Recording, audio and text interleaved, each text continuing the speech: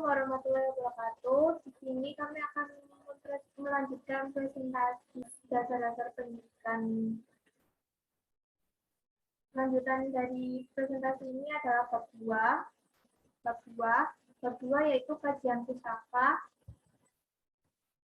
pendidikan dalam bahasa Inggris merupakan berarti education, sedangkan dalam bahasa Latin berarti educatum yang berasal dari kata dan eco. Berarti perkembangan dari luar dan dalam ataupun perkembangan dari bukti sedikit menuju banyak, sedangkan Joko berarti sedang berkembang. Dalam senilai pendidikan bisa juga disebut sebagai upaya guna pengembangan kemampuan diri. Berikut pengertian pendidikan menurut para ahli pendidikan. Ki Hajar Dewantara yang mengumumkan bahwa pengertian pendidikan ialah tuntutan tumbuh dan berkembangnya anak. Yang pertama ada dari Ahmad Gerimba, pendidikan ialah pembimbingan yang dilakukan secara sadar oleh pendidik kepada peserta didik dengan tujuan membentuk kepribadian yang utama secara jasmani dan rohani. Kemudian yang kedua ada Martinus dan Lanfranc, pendidikan ialah upaya untuk membantu peserta didik agar mereka mampu mengerjakan tugas kehidupan secara mandiri dan bertanggung jawab secara moral dan sosial. Yang ketiga ada Carter V. Good. Pendidikan ialah sebuah upaya untuk mengembangkan kecakapan individu, baik secara sikap maupun perilaku dalam bermasyarakat. Kemudian yang keempat ada Hahun. Pendidikan ialah sebuah alat di mana komunitas sosial mampu melanjutkan keberadaan dalam mempengaruhi diri sendiri dan mempertahankan idealisme. Next, yang kelima ada Stella Van Penters Henderson. Pendidikan ialah sebuah kombinasi antara pertumbuhan dan pengembangan diri serta warisan sosial. Yang keenam ada Gunning dan Constant. Pendidikan ialah sebuah proses pembentukan dan membangun hati nurani di mana seseorang mampu membentuk serta menentukan diri secara etis berdasarkan hati nurani.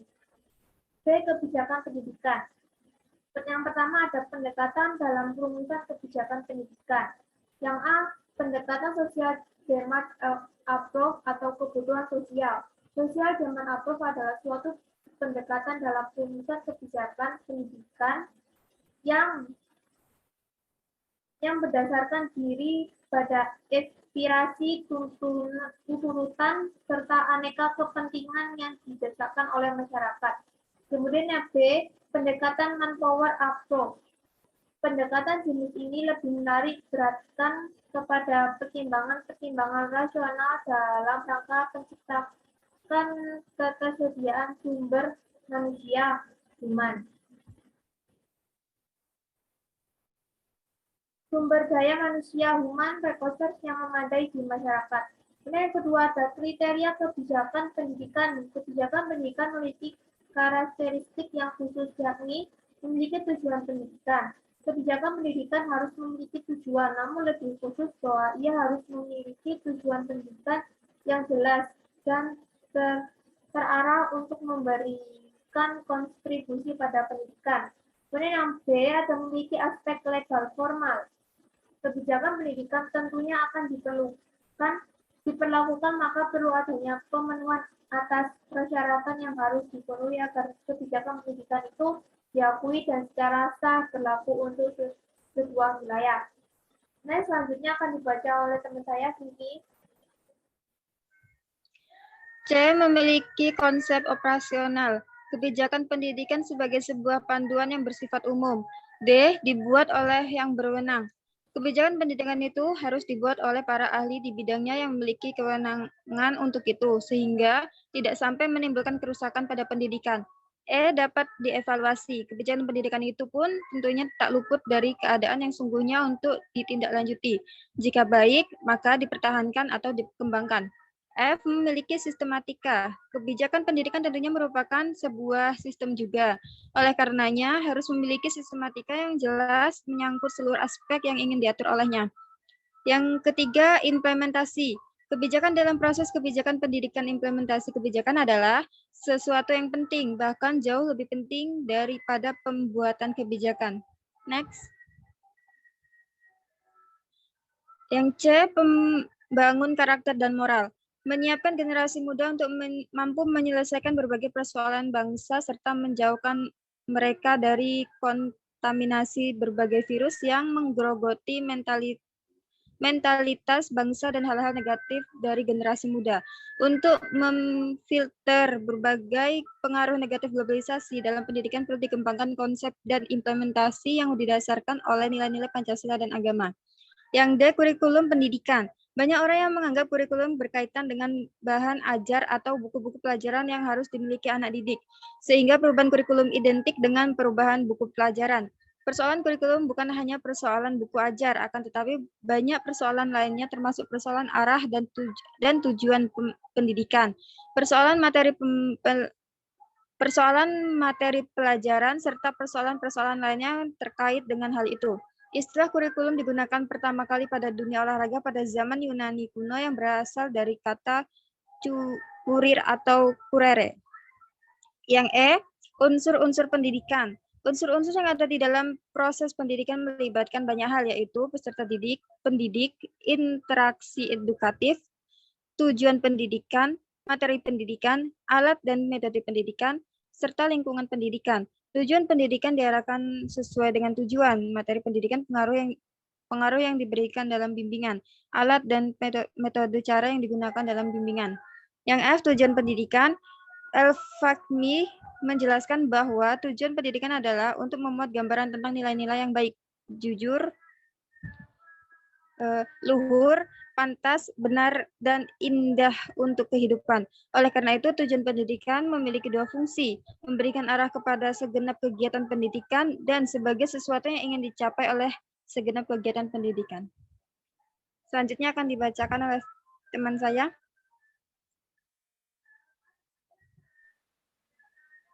Bab 3, gambaran umum lokasi studi. Next.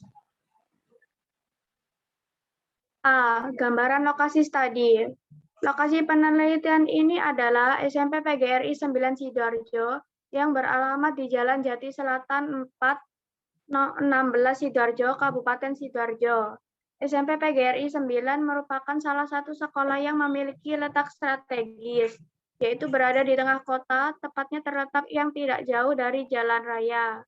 SMP PGRI 9 terletak pada wilayah Desa Jati Selatan di Jalan Jati Selatan 4, nomor 16 Sidoarjo, yaitu pusat kota Sidoarjo, dan memiliki sumber daya manusia yang cukup dan energi serta mendapat dukungan dan partisipasi aktif dari masyarakat dan warga sekolah di lingkungan SMP PGRI 9 Sidoarjo. Sehubungan dengan hal tersebut, maka SMP PGRI 9 Sidoarjo layak untuk melangkah lebih lanjut ke jenjang sekolah standar nasional. B. Kurikulum pembelajaran. Kurikulum adalah seperangkat rencana dan pengaturan mengenai tujuan, isi dan bahan pelajaran, serta cara yang digunakan sebagai pedoman penyelenggaraan kegiatan pembelajaran untuk mencapai tujuan pendidikan tertentu. Tujuan tertentu ini meliputi tujuan pendidikan nasional, serta kesesuaian dengan kekhasan, kondisi potensi daerah, satuan pendidikan, dan peserta didik. Oleh sebab itu, kurikulum disusun oleh satuan pendidikan dengan kebutuhan dan potensi yang ada di daerah. Next. C. Struktur organisasi. Organisasi sebagai suatu sistem sosial bergerak dan berupaya untuk mencapai tujuan yang lebih ditekankan pada bagaimana organisasi mampu bertahan, beradaptasi, dan mengendalikan perubahan. Proses ini yang memengaruhi perilaku orang yang ada di dalam organisasi. Dalam organisasi sekolah, sangat penting dalam membentuk struktur organisasi agar visi sekolah dapat terwujud dan berjalan dengan baik. Gambar di atas merupakan bagian struktur organisasi dari SMP PGRI 9 Sidoarjo yang tertera di website resmi. Selanjutnya akan dibacakan oleh teman saya, Lia. Yang D, sumber daya manusia. Sumber daya manusia merupakan salah satu faktor penting dalam sebuah perusahaan untuk mencapai tujuan dan sasarannya. Karena sumber daya manusia merupakan salah satu faktor penentu berhasil atau tidaknya suatu perusahaan dalam mencapai tujuannya. Pengendalian manajemen sumber daya manusia di SMP PGRI 9 Sidoarjo digolongkan sebagai organisasi atau operasional. Hal ini dapat dijelaskan sebagai berikut. A. Metode organisasional. Metode organisasional menilai perbuatan ke seluruh organisasi atau bidang-bidang bagiannya. Yang B. Metode pengendalian operasional. Pengendalian operasional mengukur efisiensi perbuatan dari hari ke hari dan menunjukkan bidang-bidang tindakan pembetulan. Next. E. Kebijakan lembaga pendidikan. Kebijakan negara di bidang pendidikan merupakan produk dari proses politik yang melibatkan berbagai elemen politik yang berlangsung di lembaga legislatif dan eksekutif. Sebagai produk dari keputusan politik, kebijakan yang dilakukan di negara di bidang pendidikan merupakan cermin dari politik pendidikan nasional yang memberikan implikasi terhadap sistem kelembagaan, kurikulum, dan proses pendidikan. Hal ini juga termasuk terhadap pendidikan Islam yang secara faktual sejak semula merupakan bagian dari sistem pendidikan nasional. Kebijakan pendidikan memiliki karakteristik yang khusus, yakni A. Memiliki tujuan pendidikan, B. Memiliki aspek legal formal, C. Memiliki konsep operasional, D. Dibuat oleh yang berwenang, E. Dapat dievaluasi. Next. F. Ekstrakurikuler sekolah. Ekstrakurikuler merupakan wadah bagi peserta didik dalam menyalurkan minat dan bakatnya di luar pelajaran akademi di sekolah. Adapun jenis kegiatan ekstrakurikuler yaitu di bidang seni, kerohanian, kepemimpinan, jurnalis, dan tidak kalah populer dan hampir setiap sekolah adalah ekstrakurikuler bidang olahraga. Ekstrakurikuler sebagai bagian dari kebijaksanaan pendidikan secara menyeluruh dan mempunyai tugas pokok. A. Memperdalam dan memperluas pengetahuan siswa. B. Mengenalkan hubungan antara berbagai mata pelajaran. C. Menyalurkan bakat dan minat. D. Melengkapi upaya pembinaan manusia seutuhnya. Selanjutnya akan dilanjutkan oleh Dinda. Macam kegiatan ekstrakurikuler di SMP PGRI 9 Sidoarjo sebagai berikut. A. Pramuka. Salah satu kegiatan di SMP PGRI 9 Sidoarjo, kepramukaan adalah proses pendidikan di luar lingkungan sekolah dan di lingkungan keluarga dalam bentuk kegiatan menarik, menyenangkan, sehat, teratur, terarah, praktis, yang dilakukan di alam terbuka dengan prinsip dasar kepramukaan dan metode kepramukaan yang sasaran akhirnya membentuk watak koma, akhlak, dan budi pekerti luhur. B. Karate. Seni bela diri yang berasal dari Jepang terdiri atas dua kanji. Yang pertama adalah kara, berarti kosong. Kedua, ke tangan. Dan kedua kanji bersama artinya tangan kosong. C. Robatik. Robatika salah cabang teknologi yang berhubungan dengan desain, konstruksi, operasi, disposisi, struktural, pembuatan, dan aplikasi dari robot. D. Dance. Dance adalah seni pertunjukan yang terdiri dari urutan sengaja dipilih dari gerakan manusia. Tata boga. Kegiatan ekstrakurikuler pilihan tata boga merupakan salah satu kegiatan ekstrakurikuler yang berusaha mengembangkan pendidikan keterampilan dan membangun kompetensi dan keunggulan siswa di bidang wirausaha. F. Sepak bola. Salah satu kegiatan ekstrakurikuler di SMP PGRI 9 Sidoarjo, sepak bola adalah cabang olahraga yang menggunakan bola yang umumnya terbuat dari bahan kulit dan dimainkan 2 tim beranggota 11 tujuan. Sepak bola untuk mencetak gol sebanyak-banyaknya dengan menggunakan bola ke gawang lawan. Sepak bola dimainkan dalam lapangan terbuka terbentuk persegi panjang. G. Futsal. Salah satu kegiatan ekstrakurikuler di SMP PGRI 9 Sidoarjo. Futsal adalah permainan bola yang dimainkan oleh 2 tim yang masing-masing beranggotakan 5 orang. Selanjutnya saya serahkan kepada Naila. Basket. Salah satu kegiatan ekstrakurikuler di SMP PGRI 9 Sidoarjo. Bola basket adalah olahraga bola berkelompok yang terdiri atas 2 tim beranggota masing-masing 5 orang yang saling bertanding mencetak poin. I. Sablon. Sablon adalah salah satu teknik cetak menggunakan layar, screen, dan umumnya berbahan dasar nyalon atau sutra.